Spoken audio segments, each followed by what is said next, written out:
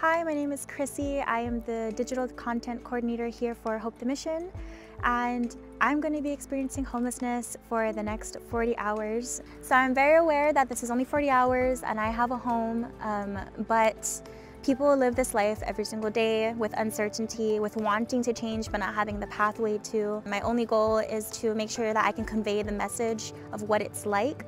And although I'm only going to be on the streets for 40 hours, it's going to be very impactful for me. And I won't be alone. Rowan will be with me, thankfully. My concerns was bathrooms. I was like, we need a plan. I need a pee plan. I unfortunately am not a man, so I can't just use the bathroom wherever I feel like. My first priority now is definitely shelter. Where am I going to feel the most safe?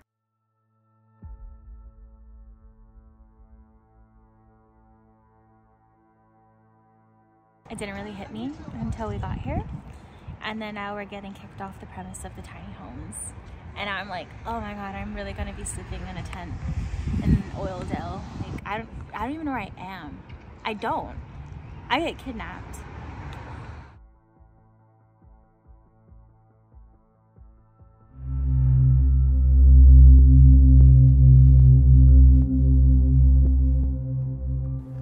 We gotta find somewhere to bed down. Like sooner. It's starting, like you feel the temperature dropping, and there's probably a reason why people come up by the river here. That's probably the only place that you don't get harassed or something. Do you feel safe down here? No. Well, I feel like there's already people here, and I feel like we're intruding if we were to stay in their area. And I think that's one of the things that, if you're living on the street, you're constantly worried about safety and who's coming for you.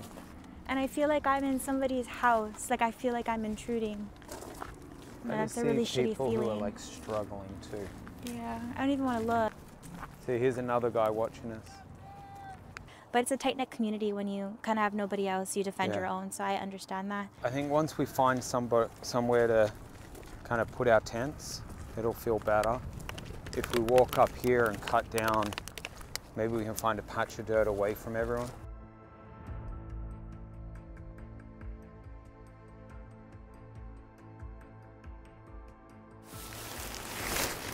Do you want me to help? No! Okay, sorry. I can do it. Imagine being out here, being a woman who was alone out here and you needed to go. I think if I were alone, I wouldn't even be out here. I think I'd be like sitting by a gas station, or I'd be sitting somewhere publicly with like lights on me and stuff. I wouldn't be nestled somewhere. I'd feel less safe in front of the gas station. Really? Because there's more people, there's people doing drugs, people driving by. I'd feel more like self-conscious, but I definitely feel more safe. I got my backpack here, in my little pouch here. I keep my lip balm and some vitamins. I've got my big sleeping bag back here. I've got a spare pair of socks, my sunglasses, my toiletries, and then this here is all of my clothes. I'm gonna use them as a pillow. Oh, that's cute. It's just cold. Oh wait, I'm gonna show my tent now because we're quite polar opposites. I have my blanket I'm using to lay my head out, and I'm quite literally staring at the sky because I have nothing else to do. I don't want to waste my battery, and I have nothing unpacked. I don't have my sleeping bag unpacked. All my stuff is still in my backpack because at any moment we can be moved, and I'm too scared to unpack it all. But I'm happy you're comfy, Rowan. Rowan, what time is it? It's 9:30. I finally opened up my sleeping bag because I think that we're good to stay here for the night. But it's cold. It's like 50 degrees right now, and the low is supposed to hit like 40.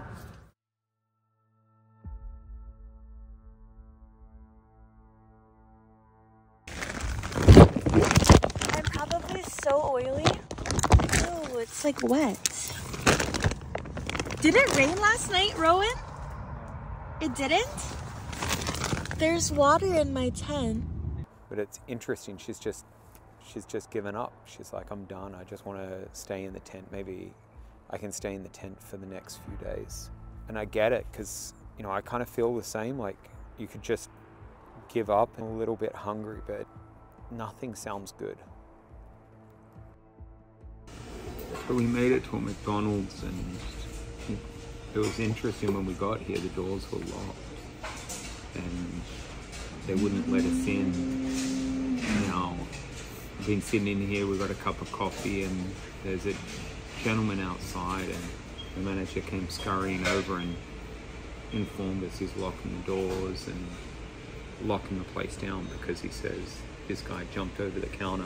The impact of homelessness on businesses is massive. Unhoused folk here who have experienced the trauma, they start thinking, what have I got to lose?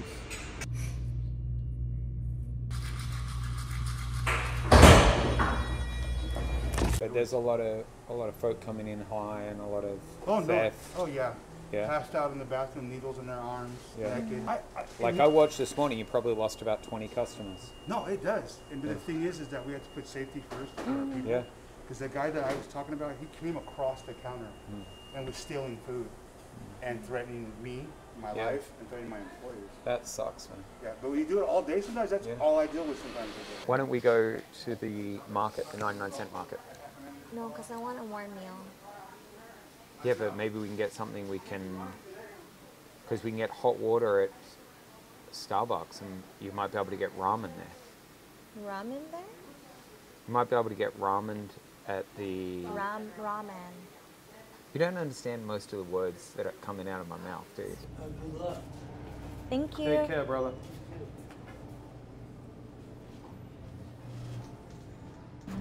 Okay, we hiking to Starbucks? Yeah. Yes, ma'am. It's an interesting development. Krissy's kind of disengaged. She's not talking.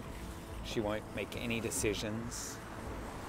And honestly, she's a little short. I'm just trying to stay out of trouble with her. Hey, Krissy, you want me to carry your bag? No. Okay.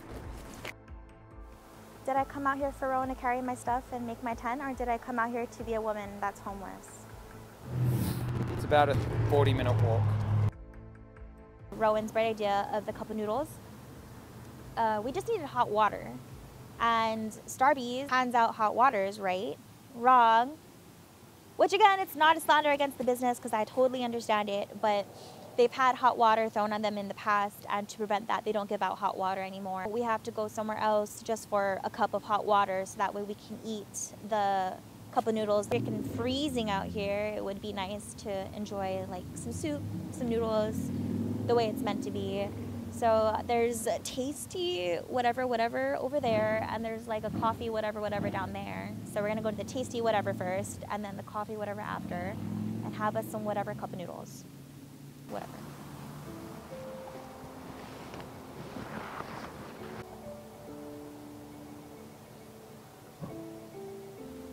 These guys saved us, giving us some hot water. Making you remember something?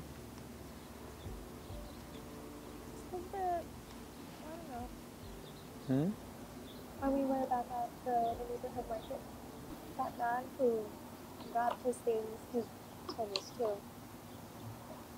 And then he saw us and he said, good luck out there, before he left, and it's like, what do we need luck for? And then he's, actually homeless out there, wishing us luck, because he knows how hard it is out there, but yet he's like doing it every single day. When I was talking to him inside, he was so generous, like telling us where to go, where would be safe. He just kind guy, right? I just told him thank you. I didn't even go like, yeah, you too, I just said thank you. Like I needed it. Dumb. Okay, bad. You're a good lady, Krissy. Kind of freaks me out, the idea that the difference between us having something to eat and not came down to one lady being kind enough to give us water. That guy this morning, Tom, he mentioned this place, Church Without Walls. He said if we go, the problem is no one knows when it's open. I'm sure they have a schedule, we just don't know, and we've asked kind of around. It's about 1.5 miles this way. Krissy's not too excited about the 1.5 mile part because you're starting to get injured, right? Yeah, my boot is rubbing the top of my foot raw. 0.7, so you got a 0.2 difference. It's a lot when your foot hurts. A lot when you're carrying a backpack. A lot when you're carrying a backpack. That's like 20 pounds. But maybe let's get on the good foot and see if we can find something. I'm not at the desperation point where I feel the need to sleep on the sidewalk. No.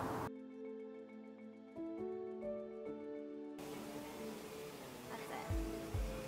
Just walked all the way down. We got down here and, you know, it's a pretty rough area. But we turned up and they're all shut up. And I spoke to the lady there. She's like, there's nothing available today. But this is like, how do you stay motivated when every door's shut? There's nothing. I'm tired. I probably could have fell asleep right there.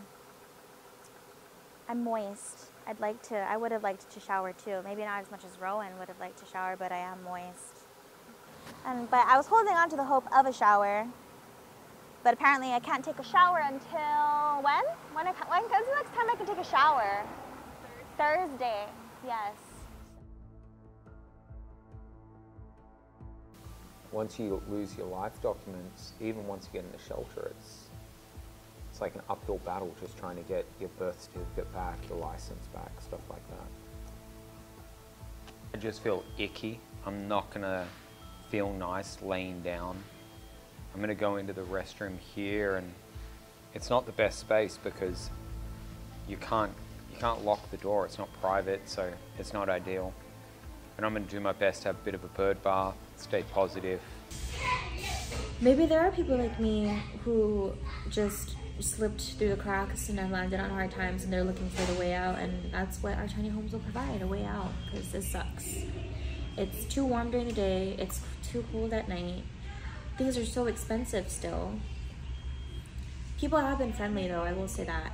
Not so much the businesses, but other folks living on the streets have been quite friendly to us.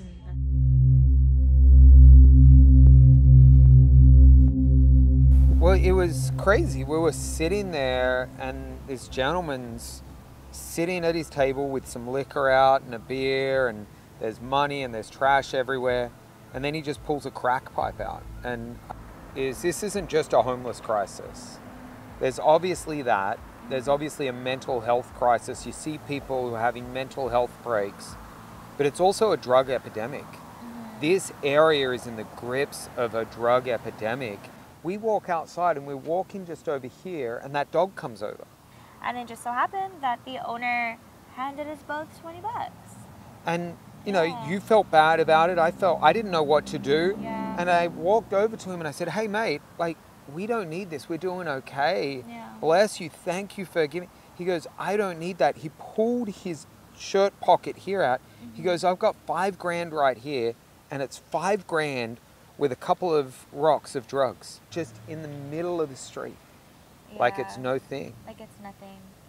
And as we bring people in to those tiny homes, I think front and center, we have to be honest, we are sober positive.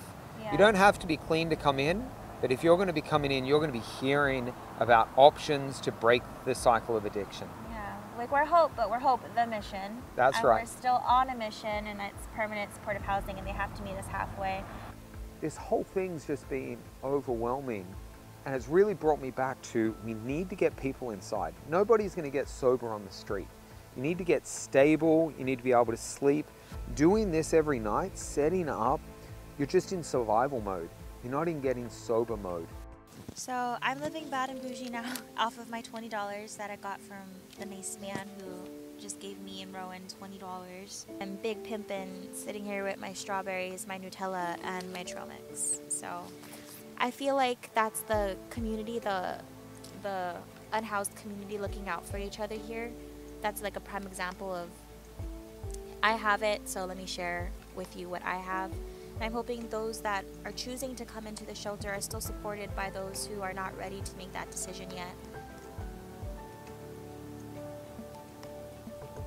It's 5:30 in the morning and I have to pee, but I can't pee because I'd have to pack my stuff up and then go yonder and find somewhere to pee. And it's cold. It's very, very, very, very, very, very cold. And yeah, my sleeping tent is wet again. So I'm not motivated to move around right now, so I go back to bed. This spot, I feel like it was better, but I still woke up just wet. Over the past 40 hours, one of the things that's just kind of hammered home with me is how hard this is on women. I know that I don't understand what they go through on the streets. You know, being here with Krissy, and she's wanted to do everything herself. She didn't want help with this. She wanted to carry all of this herself. But watching it beat her down and how vulnerable she is. Those tiny homes in particular are magic for women who have lived on the streets. I've done this work about 25 years now, and I've never met a woman who's been unsheltered for any long period of time who's not a victim of abuse. And being able to come into a safe environment with a lockable door, that's just magic. We have to get everyone off the streets. But surely we can all agree, let's get the women off straight away. I'm very excited about the tiny homes. Although we saw a really big homeless population here, just within the 40 hours we've been here, it's 60 new opportunities for those willing to take it. Access to bathrooms, access to showers. They can regain their dignity and build on their worth again. It's gonna be revolutionary here in Kern County. And it was good for us to come out here and experience what it is like in Kern County. But seeing it for myself and walking the streets and seeing everybody struggle, it gives you a unique insight to how we can better serve here. So. And I'm excited to see these homes open and every single person coming here be treated with love, dignity and respect.